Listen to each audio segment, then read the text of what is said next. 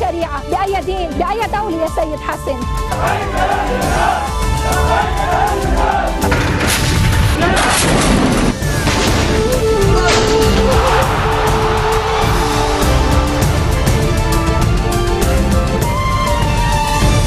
Nouvelle édition de la rédaction, merci d'être au rendez-vous. À la une de l'actualité, Michel Aoun ne sera pas président de la République. Un veto signé à Ashraf Rifi, le ministre de la Justice, s'est dit formellement opposé à l'élection d'un président pro-iranien. Le Hezbollah poursuit son avancée dans le Kalamoun, à la frontière syrienne. Au moins 5 de ses combattants auraient été tués dans les combats qui opposent le parti chiite aux djihadistes syriens. Premier grand meeting de campagne pour Hillary Clinton à New York. La candidate démocrate définira les contours de son programme sur différentes questions économiques et sur une éventuelle réforme de Wall Street. Et regain d'activité du volcan Popocatépetl dans le centre du Mexique. Plusieurs secousses ont été signalées. Les autorités demandent à la population de ne pas s'approcher du volcan. Le général Michel Aoun ne sera pas président de la République. Un veto signé à Ashraf Rifi. Le ministre de la Justice a précisé ce matin sur les ondes de nos confrères de La Voix du Liban que son camp empêcherait l'arrivée d'un président pro-iranien. La magistrature suprême est vacante depuis le 25 mai 2014. La dernière séance électorale au Parlement ayant à nouveau échoué, faute de quorum, un nouveau scrutin a été fixé au 24 juin. L'armée libanaise a bombardé ce samedi les zones reculées d'Ersal dans le nord de la Bekaa, fief des djihadistes syriens, bête noire du Hezbollah, qui lutte également contre les islamistes dans le Kalamoun. Le parti d'Hassan Nasrallah poursuit son avancée dans la zone, prenant le contrôle de plusieurs secteurs stratégiques, selon Al-Manar, la chaîne du parti chiite. Plusieurs dizaines de combattants du front Al-Nosra auraient été tués lors des combats. Côté Hezbollah, on a appris ce samedi la mort d'au moins 5 de ces combattants. Les rebelles syriens ont de leur côté repoussé les djihadistes de l'État islamique d'un village de la province d'Alep, proche de la frontière turque. Les combats ont fait au moins 29 morts en moins de 24 heures, 14 du côté rebelle et 15 djihadistes. Plus au sud, des combats opposés djihadistes et rebelles dans les environs de Marea, considérés comme un réservoir de combattants et d'armes pour la rébellion. Dans le reste de l'actualité, une nouvelle délégation d'Athènes à Bruxelles ce samedi pour faire des contre-propositions à ses créanciers. Réponse à celle de la Commission européenne. Nouvelle discussion en vue d'un accord sur sa dette. La Grèce doit rembourser d'ici le 30 juin plus d'1 milliard d'euros au FMI. Le récit de Léla Sali. Il est temps pour Tsipras de prendre des décisions, titre ce journal grec. C'est aussi ce que pense une partie de la population. Car pour la première fois depuis 2012, le pire scénario est envisagé par l'Union européenne, l'idée d'un naufrage de la Grèce. Dire que nous voulons rester dans la zone euro mais sans être prêts à mettre en place d'autres mesures, c'est absurde. Nous devons retrouver nos esprits. Soit nous faisons ce qu'ils nous disent, nous acceptons et mettons en œuvre toutes les mesures qu'ils veulent, soit nous négocions et nous acceptons le risque d'avoir à quitter la zone euro. Je pense qu'à la fin, il va falloir accepter qu'ils soient d'accord ou pas. Je pense que le gouvernement ne va pas avoir le choix. Lorsque l'argent est prêté, il faut le rembourser, surtout si vous voulez plus. Plus, Athènes attend le déblocage de 7 milliards 200 millions d'euros. Seule condition, trouver un terrain d'entente avec ses créanciers. Les négociations traînent depuis des mois. Problème, la Grèce a besoin de cet argent pour rembourser une dette d'1 milliard 600 millions d'euros au FMI, et ce, avant le 30 juin. Face à l'impasse, l'institution internationale a quitté la table des discussions jeudi. Il y a des différences majeures entre nous dans la plupart des domaines clés. Il n'y a eu récemment aucun progrès de fait pour réduire ces différences. Par conséquent, nous sommes loin d'un accord. Le FMI souhaite de nouvelles coupes dans les retraites, inenvisageables pour le gouvernement grec. Alexis Tsipras refuse de plier. Il s'est dit prêt à déposer des contre-propositions et s'est montré optimiste. Il lui reste très peu de temps. Un accord doit être trouvé avant jeudi prochain. En Espagne, l'ancienne juge Manuela Carmena, 71 ans, candidate d'une plateforme d'indignés du parti antilibéral Podemos, a été élue à la tête de la mairie de Madrid, dirigée par la droite depuis un quart de siècle. Son portrait est signé Valérie Labonne. Il y a un an, personne n'aurait pu dire que Manuela Carmena deviendrait la coqueluche des médias espagnols. Arrivée deuxième aux élections et grâce à une alliance avec les socialistes, elle devient la première maire d'une capitale européenne issue de la société civile et elle annonce déjà la couleur. Préparez-vous à de nouvelles choses. C'est le parti des indignés Podemos qui est venu chercher cette retraitée de 71 ans, surnommée la justicière ou l'incorruptible. Son parcours irréprochable dans la magistrature espagnole l'a poussée tête de liste d'Ahora Madrid.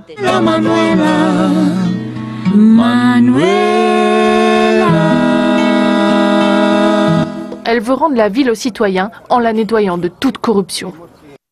Les pays où l'inversion est importante, comme en Europe centrale, sont des pays où il y a une vraie compétition, où les entreprises sont transparentes et où il n'y a pas de corruption. C'est cela notre modèle, le modèle d'Ahora Madrid. Retraitée depuis 10 ans, Manuela a créé ce magasin solidaire. Elle y vend des vêtements pour enfants cousus par des femmes incarcérées ou en réinsertion sociale. Issue des quartiers populaires de Madrid, sous Franco, elle a lutté pour la démocratie et est devenue la première femme à entrer à la Cour suprême espagnole. C'est ce parcours qui, selon Maria José, explique le succès de son amie. Je dois aider, c'est ce qu'elle s'est dit. J'ai l'obligation de le faire. C'est une personne normale qui a lutté toute sa vie pour la justice, l'égalité, et elle parle comme mon voisin, comme un ami, comme une personne normale. Son modèle de ville, c'est Copenhague. Madrid doit être, pour cette cycliste convaincue, une ville plus verte et un laboratoire de la démocratie participative. Dès lundi, sa première mesure sera d'arrêter les expulsions immobilières. Restez des nôtres au retour de la pause. Mariage de Carl Philippe de Suède et Sofia. A tout de suite.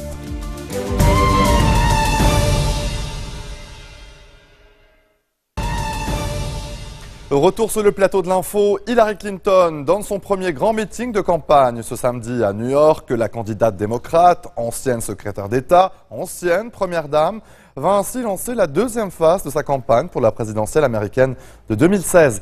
Si Hillary Clinton caracole toujours en tête des sondages, sa cote de popularité s'est émoussée ces dernières semaines. Lucie Debiol nous en dit plus. Hillary 2016, ça commence ici. C'est par ces mots que l'équipe de campagne d'Hillary Clinton a annoncé le meeting sur Twitter. Un premier grand rassemblement à New York pour lancer officiellement sa campagne. En avril dernier, un tweet annonçait déjà sa candidature à la primaire du Parti démocrate. Depuis, l'ancienne première dame a privilégié les rencontres en petits comités avec ses partisans, notamment dans le New Hampshire et l'Iowa. Je suis candidate à l'élection présidentielle car je pense que les Américains et leurs familles ont besoin d'un champion et je veux être cette championne. Je veux me lever et me battre pour le peuple, non pas pour que les gens survivent, mais pour qu'ils puissent avancer dans la société.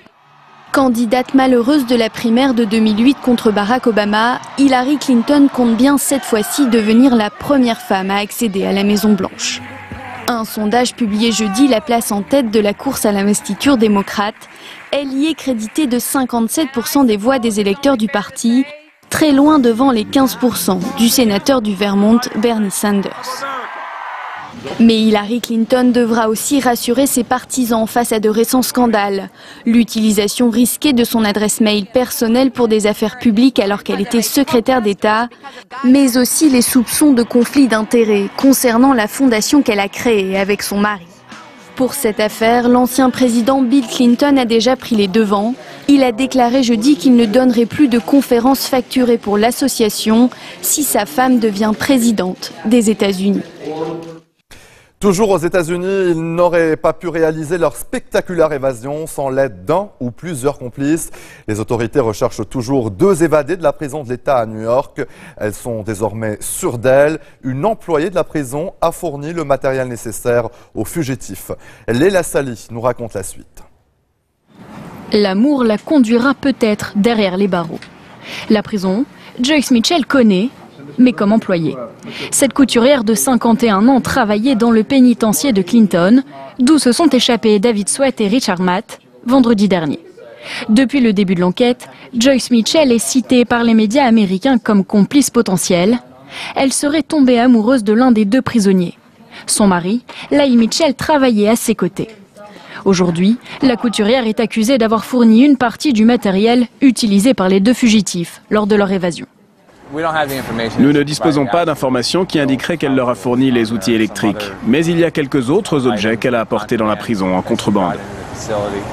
Et Joyce Mitchell avait d'autres projets. Elle comptait récupérer les détenus en voiture après leur évasion.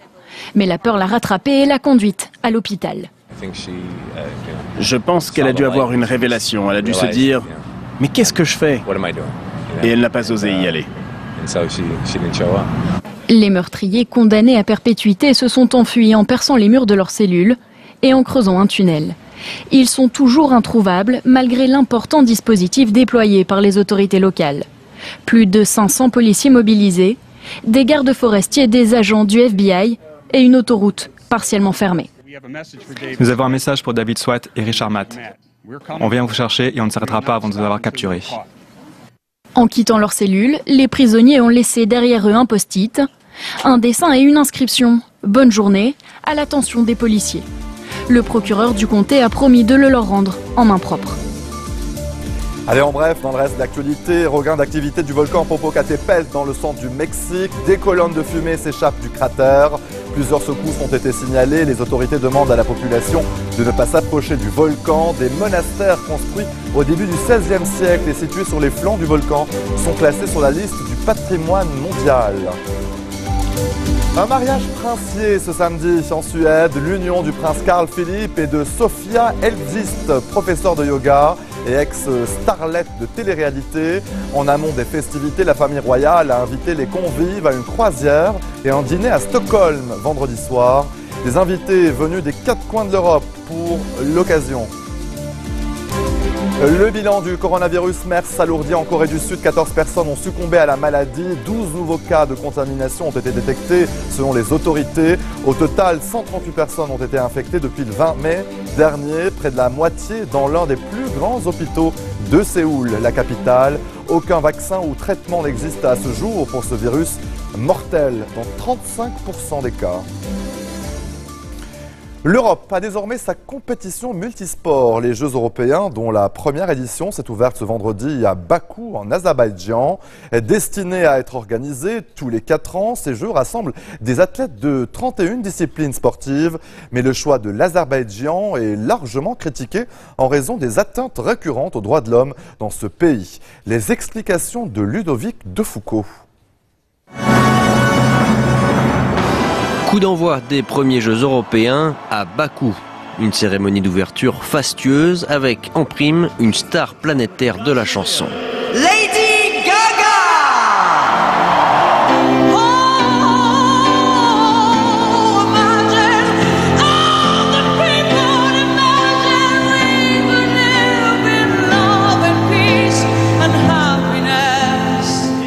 Une soirée idéale pour le président Aliyev, au moins pendant le spectacle, on n'entend pas les critiques.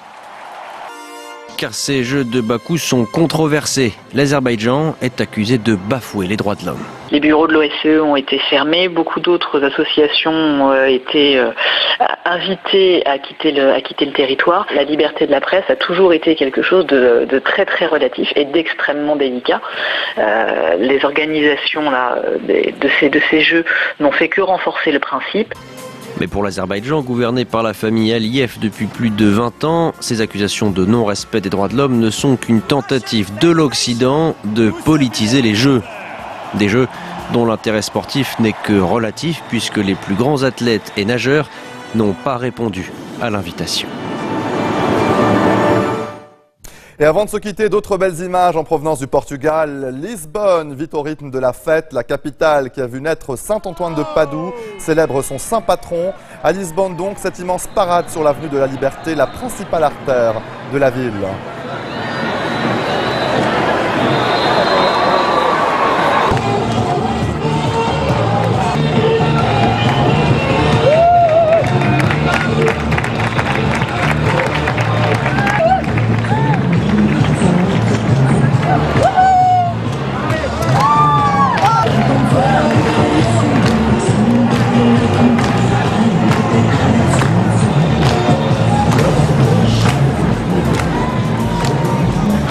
Et c'est sur ces rythmes que l'on se quitte. Tout de suite, le rappel des titres.